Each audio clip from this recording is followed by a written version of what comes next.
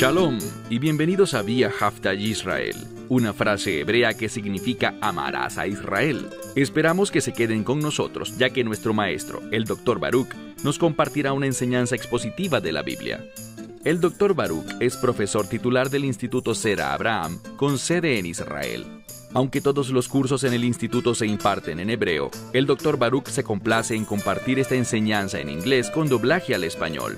Para más información, visítenos en amarasaisrael.org o descargue nuestra aplicación móvil Mi Estudio Bíblico. Aquí está Baruch y la lección de hoy. Todos somos culpables de tomar malas decisiones. Y a veces nos decimos a nosotros mismos, ¿en qué estaba pensando? ¿Por qué hice algo tan tonto? Y la respuesta es esta: has sido engañado.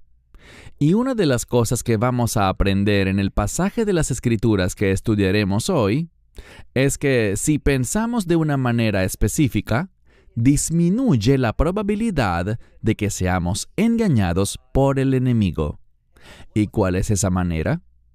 Estando comprometidos con la verdad de las Escrituras. Es decir, no pienses en las consecuencias, en cómo te afectará actuar así, sino simplemente pregúntate, ¿qué me instruye a hacer la palabra de Dios? Obedece eso y no tomarás malas decisiones, ni serás engañado por el enemigo. Toma tu Biblia y ve conmigo al libro de Lucas, capítulo 20. Evangelio de Lucas, capítulo 20. Vamos a comenzar en el versículo 20. Ahora, recuerda algo. Fue en ese último estudio que hicimos la semana pasada, donde vimos que algunos de los líderes, y es muy importante que recuerdes ese detalle específicamente, fueron algunos de los líderes, no todo el pueblo judío, y ni siquiera todos los líderes, sino una fracción de ellos estaba muy preocupada por Yeshua. Vieron que era un hombre íntegro, que era justo y que estaba comprometido con la verdad de Dios. Él tomaba sus decisiones y basaba su vida en lo que la palabra de Dios le instruía. El asunto es que a ellos no les gustaba eso porque eran individuos fácilmente corrompibles. ¿Y por qué eran fácilmente corrompibles? Porque pensaban en lo que era bueno ante sus ojos, de acuerdo a su propio punto de vista. Y esa es una perspectiva muy peligrosa, cuando buscas solo lo mejor para ti y tomas decisiones basadas en tu propia perspectiva. No somos capaces de verlo todo. No conocemos el futuro, no sabemos muchas cosas que están ocurriendo a nuestro alrededor. Por lo tanto, tenemos que confiar, depender y apoyarnos en Dios. Y la manera como hacemos eso es obedeciendo su palabra. Había un grupo que quería apresarlo y sentenciarlo a morir. Pero, ¿qué aprendimos la semana pasada? Que le tenían miedo al pueblo. Ellos sabían lo popular que era Yeshua. Sabían que las personas veían su fidelidad y su compromiso con la verdad, su obediencia a los mandamientos de Dios. Por lo tanto, él era popular y era respetado, aunque un puñado de líderes no lo querían y deseaban acabar con su vida. Allí es donde comenzaremos hoy. Como dije, vayan conmigo al capítulo 20 del Evangelio de Lucas, empezando en el versículo 20. Noten cómo comienza este versículo. Se nos revela un compromiso. Leemos. Y después de observarlo. Esta palabra para observar no es la palabra común para ver, sino más bien un término para vigilar, para prestar mucha atención a un individuo. Vigilar de cerca a esa persona, no en el sentido de protegerla, sino de mantenerla bajo observación. Y noten lo que dice. Después de haberlo observado cuidadosamente, ¿Qué hicieron? Dice que enviaron espías. Su objetivo era seguirlo y prestar atención a todo lo que hacía, enviando espías para vigilarlo aún más, con el fin de atraparlo, con el fin de desacreditarlo. Esa no es una búsqueda justa, no es lo que Dios querría que hiciéramos. Pero ellos estaban tratando de manejar sus vidas a su manera, en lugar de servir a Dios. Cuando intentamos organizarlo todo según nuestros propios deseos, para cumplir nuestra agenda, para obtener lo que queremos, seremos engañados. Y además, no tendremos éxito ante los ojos de Dios. Debemos ser sumisos. Debemos apoyarnos en su revelación, en su palabra, en otras palabras, en la Biblia. Y a medida que nos sometemos a la Biblia, eso cambiará nuestra perspectiva. Mientras más nos humillemos, mientras más obedezcamos las instrucciones de Dios, mejor será nuestra perspectiva. Es decir, veremos las cosas cada vez más como Dios las ve. Y Dios lo sabe todo.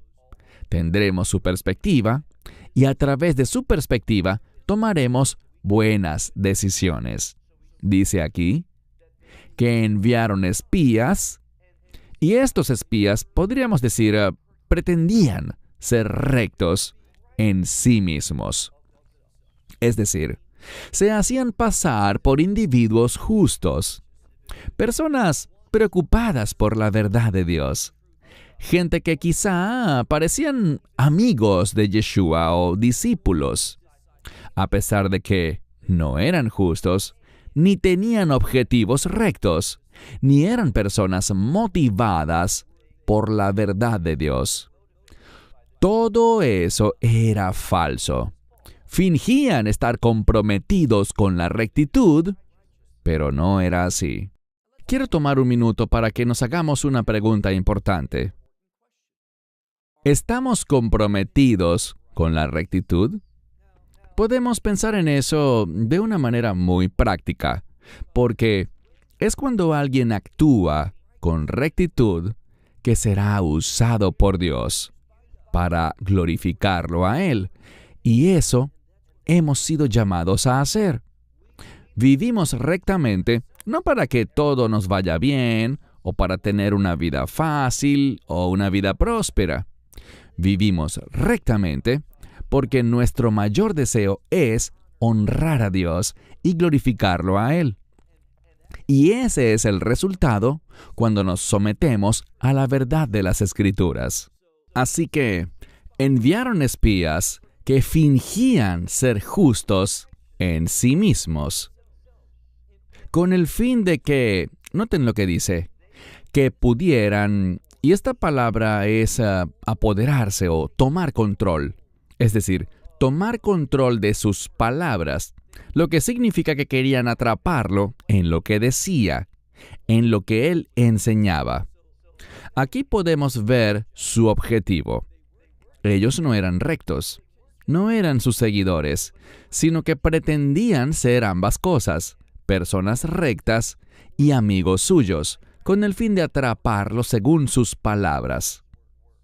Aquí hay algo que se destaca desde mi perspectiva, y es lo siguiente. La justicia no se produce por medio de la Torá.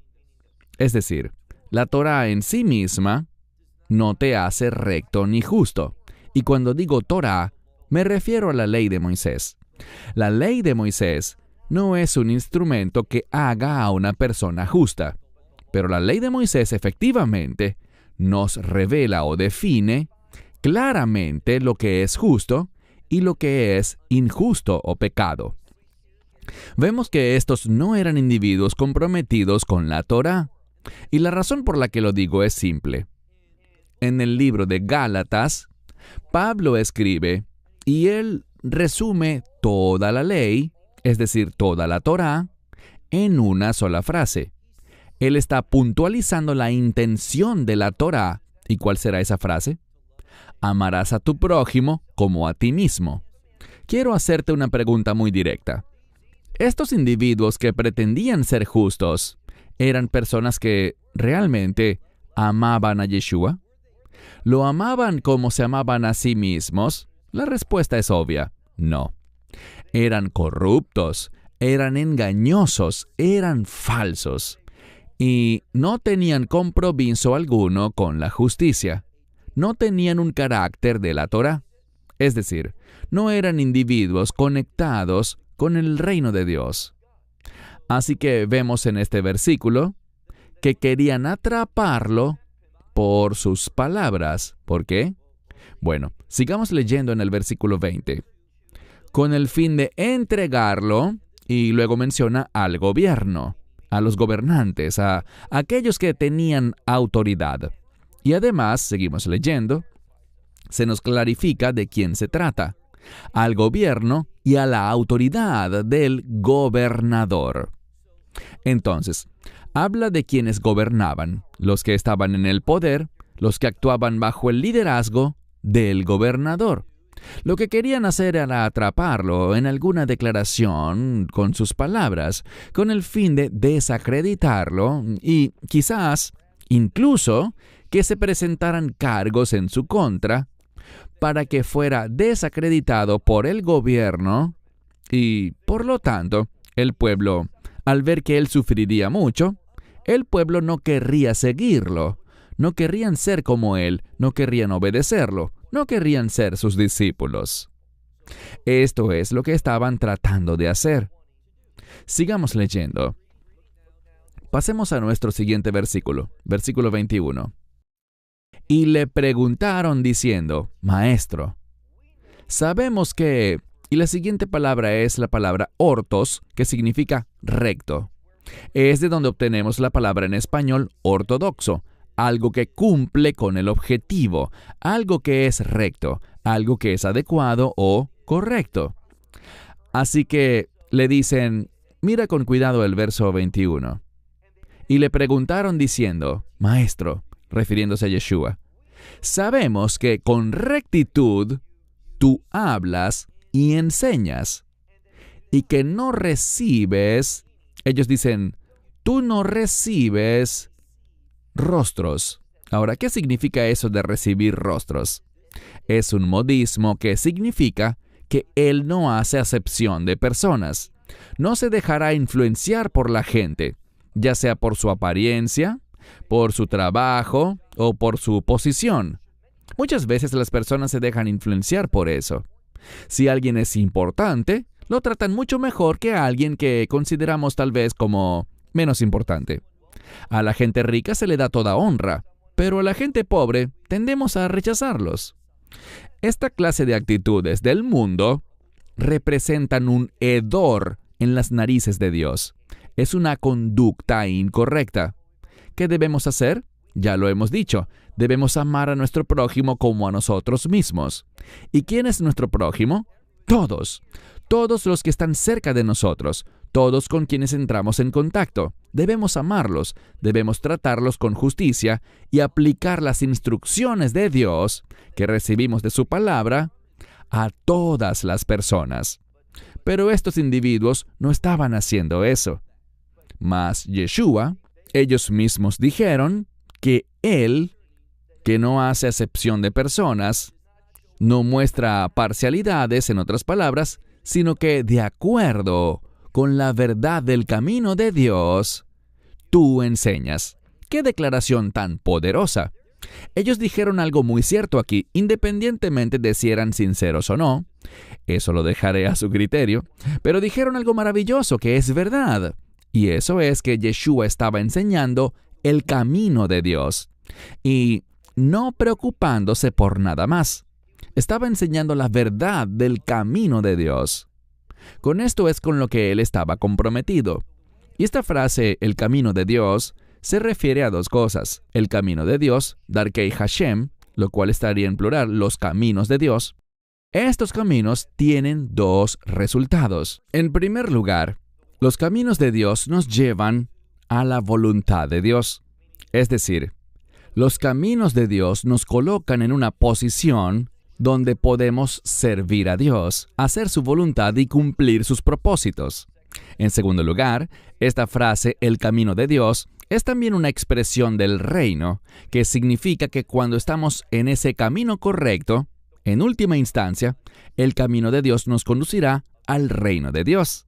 Lo que están diciendo aquí, en esta última declaración, es: sabemos, hemos experimentado, podemos percibir que no haces acepción de personas, no tienes favoritos, sino que enseñas de acuerdo con la verdad, con el camino de Dios y también el camino que conduce al reino de Dios. Así es como tú enseñas. Versículo 23. Y le hacen una pregunta.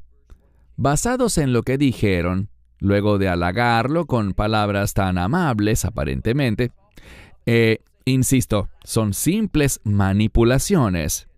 Pero esto es lo que dicen. Un versículo muy importante, este versículo 23. ¿Es lícito para nosotros al César dar impuestos? Y me doy cuenta de que la gran mayoría de las traducciones colocan pagar impuestos. Y obviamente dar impuestos es igual a pagarlos, pero hay un mensaje muy importante en el uso específico de la palabra dar aquí. Lo que se está diciendo es lo siguiente. Esto nos informa que su pregunta es si es lícito, un término muy importante, ¿bajo qué ley? No la ley romana, sino más bien bajo la ley de Dios. ¿Permite Dios que demos al César? El César se consideraba a sí mismo un Dios, y por lo tanto, servirlo, obedecerlo, podría ser una forma de idolatría y de apoyar a su imperio. Además, en cuanto a pagar impuestos, bueno, a nadie le gusta pagar impuestos. Puede que sea algo necesario, pero no nos gusta dar nuestro dinero al gobierno. Preferiríamos usarlo como nos parece, de acuerdo a nuestros deseos. Así que este es un tema muy impopular. Ellos sabían esto, y su intención era, recuerden, atraparlo en dos maneras. Querían desacreditarlo frente a la gente, pero también querían que fuera visto como un enemigo del César. ¿Por qué? Para que fuera arrestado, que fuera encarcelado y que fuera castigado. Y en aquel entonces el castigo físico era severo. Se trataba de ser azotado y brutalmente golpeado. Así que podía ser multado, encarcelado y físicamente castigado. Ellos querían todo eso. Era su objetivo. Y sabemos además que a Roma le gustaba recibir sus impuestos. Y a las personas que enseñaban o animaban a otros a no pagar impuestos, bueno, sabemos que muchas veces el gobierno romano los castigaba con mucha crueldad. Estos sujetos sabían eso y por eso le hicieron esta pregunta. De nuevo, ¿es lícito para nosotros, es decir, para el pueblo judío, al César impuestos dar o no? Bien, si él decía que no era lícito, que no era la voluntad de Dios, que no es ser fiel a Dios pagar impuestos al gobierno, al César no le habría gustado eso. El imperio romano hubiese respondido. Pero, si él dice que sí, que debían pagar sus impuestos, se hubiera vuelto muy impopular entre el pueblo. Este es el escenario que ellos estaban preparando. En cierto modo, era una situación sin salida. Si él dice, paguen el dinero al César, a la gente no le hubiera gustado. Pero si dice, no le paguen al César, entonces al César no le hubiera gustado. Así que él tendría que quedar mal con al menos uno de estos dos bandos, según la respuesta que les diera. Esa era la intención de aquella gente. Pero noten lo que sucede. Versículo 23. Mientras continuamos, vemos que dice aquí, pero, conociendo. Y esta palabra significa conocer de acuerdo. Yeshua es Dios. Era completamente hombre, pero también completamente Dios. Y a él no podrían engañarlo, no podían atraparlo ni hacerlo caer. Ellos eran solo humanos, pero él tiene la mente de Dios. Y, por lo tanto, leemos, pero, conociendo Él su... Y la siguiente palabra sería astucia. Esta palabra implica que Él conocía sus engaños, su astucia y su intención al hacerle esta pregunta. Por lo tanto, Él les dijo, sigan leyendo al final del versículo donde dice, ¿por qué a mí me tientan? Es muy importante la gramática, y aquí la palabra tientan también podría significar prueban, pero quiero que notemos el orden original de las palabras. Si seguimos leyendo, él va a decir, muéstrenme un denario, una moneda. Todos conocemos este pasaje, es muy famoso, pero quiero que vean algo. Hay algo que solo cuando miramos este texto en el idioma original, podremos ver el énfasis verdadero del pasaje. Porque él dice, ¿por qué a mí me prueban? ¿Por qué dijo eso? Porque Él es Dios. Ellos no se han dado cuenta de su identidad. Si supieran que Él era Dios entre ellos, el Hijo de Dios, ¿creen que lo estarían probando? ¿Tratando de tentarlo y seducirlo a hacer algo que fuera malo, que tuviera un efecto adverso? No. Así que cuando vemos esto en el idioma original, hay un énfasis aquí en a mí. Así que ¿por qué a mí me prueban? Y luego seguimos leyendo. Miren ahora el versículo 24. Muéstrenme a mí un denario. Tenemos el verbo y luego el pronombre. Pero en la sección anterior estaba al revés. Cuando las palabras están en un orden inusual, muchas veces el propósito es el de dar énfasis, y ese énfasis tenía que ver con su identidad. Leamos el verso 24. Muéstrenme a mí un denario. Y luego dice, ¿de quién tiene? Es decir, ¿quién aparece en este denario? ¿Qué imagen y qué inscripción tiene? Y noten, miren ahora la segunda parte del versículo 24. Y respondiendo dijeron, del César. La pregunta que él les hizo era muy simple. Obviamente, si es una moneda romana, va a rendir tributo y honor al César. Así que la imagen del César estaría allí, y su inscripción, quizás algo que él dijo, o algo que muestra que era el emperador de este imperio, y que era su imperio, que estas monedas fueron acuñadas para él. Así que la respuesta era muy obvia. Ellos contestaron, del César, versículo 25. Pero él les dijo, y aquí está la sabiduría, den esas cosas que pertenecen a César, al César. Así que den las cosas de César al César, y las cosas de Dios, las cosas que pertenecen a Dios. Lo maravilloso de esto es que no lo lograron hacer caer. Él respondió de tal manera que ellos no tuvieron éxito en desacreditarlo, ni ante el pueblo, ni ante el imperio romano, ante el César. ¿Qué dijo él?